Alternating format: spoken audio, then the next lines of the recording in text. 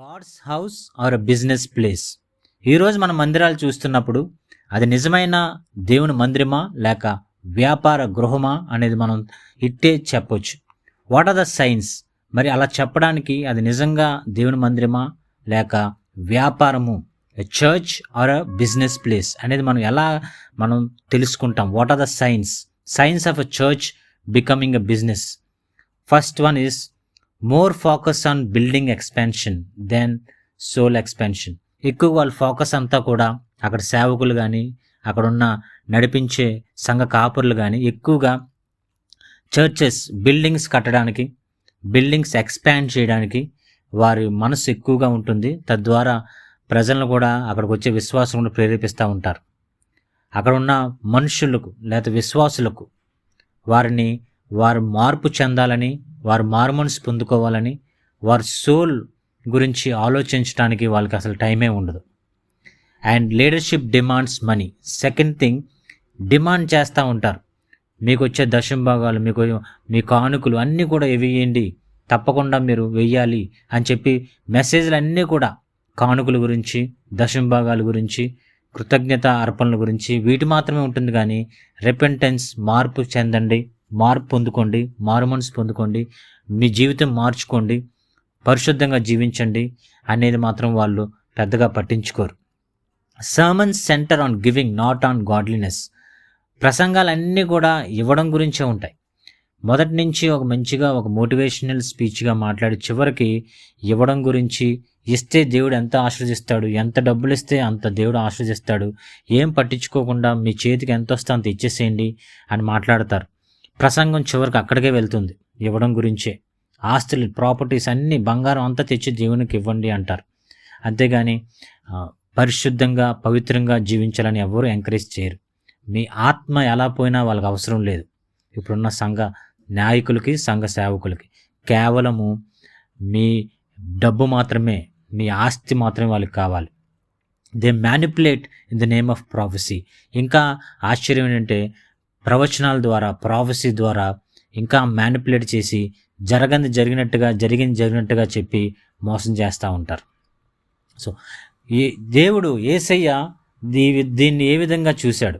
యోహాను సువార్త 2వ అధ్యాయం 14వ వచనం మనం చూసినప్పుడు, John chapter 2nd chapter 14th verse, Jesus drew out the money changes from the temple saying, stop turning my father's house into a market.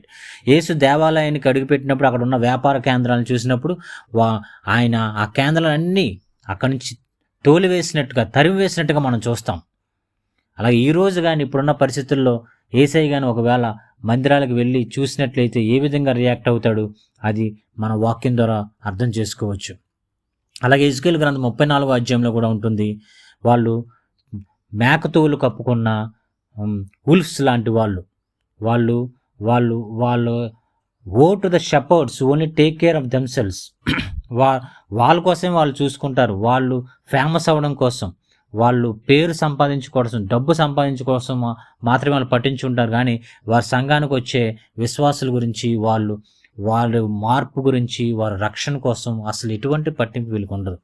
వీళ్ళు మేకతోలు కప్పుకున్న తోడేళ్ళు వంటి వారు. A pastor is not a collecting money, but you need to take care giver of the sheep who is coming to the church. But ఈరోజు మనం సేవకులను చూసినట్లయితే వాళ్ళు ఎంతసేపు డబ్బు గురించి తప్ప మనుషుల గురించి ఎప్పుడు పట్టించుకునేటట్టుగా మనకు కనిపించదు. అలాగే మత్తయి సువార్త 7వ అధ్యాయం 15వ వచనంలో, watch out for false prophets, inwardly they are ferocious wolves. క్రూరమైన తోడేళ్ళు వాళ్ళు. బయటికి చాలా నెమ్మదిగా, చాలా భక్తిగా కనబడతారు, కానీ లోపల మాత్రం వాళ్ళు క్రూరమైన తోడేళ్ళు అని మరొక దగ్గర మత్తయి సువార్త 7వ అధ్యాయం 15వ వచనం మనం చూస్తాం. Jesus warned about wolves in sheeps clothing. So not every preacher is sent by God. మనం గుర్తించుకోవాల్సింది, అందరు సేవకులు దేవుడు పంపించిన వారు కాదు, దేవుడు ద్వారా వాళ్ళు వచ్చినవారు కాదు, దేవుడు ఆజ్ఞతో వాళ్ళు వచ్చినవారు కాదు. చాలామంది ఈ రోజుల్లో డబ్బు కోసము, ఫేమస్ అవ్వడం కోసము, పవర్ కోసం వచ్చిన వాళ్ళే. So what is the action we need to take? We need, as a believers, you should not blindly follow each and pastor.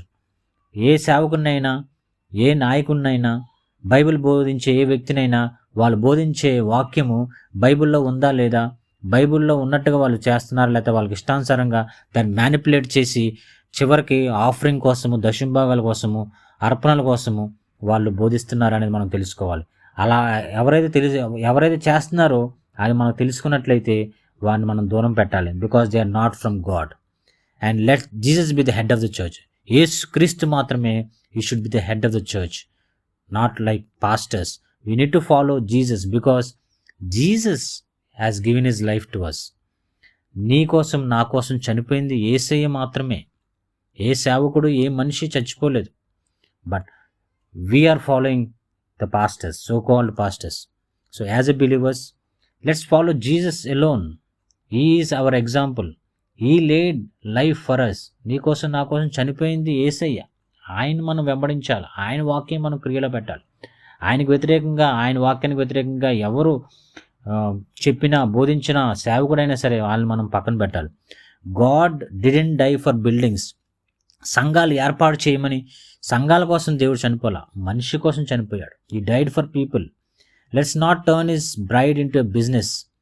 ఈ సంఘాన్ని, దేవుని సంఘాన్ని ఒక మార్కెట్ ప్లేస్గా, ఒక బిజినెస్గా మనము చేయకూడదు. కానీ మనము చేయాల్సింది దేవుని రాజ్య వ్యాప్తిలో, రాజ్యానికి మనం వారసులుగా ఉండడానికి మనం ఏం చేయాలి, ఎంత నీతిగా జీవించాలి, పరిశుద్ధంగా జీవించాలి అనే దాని మీద మనము ఫోకస్ పెట్టి దేవుని వాక్యాన్ని క్రియలు పెట్టడానికి మనము పురుగొల్పుకోవాలి.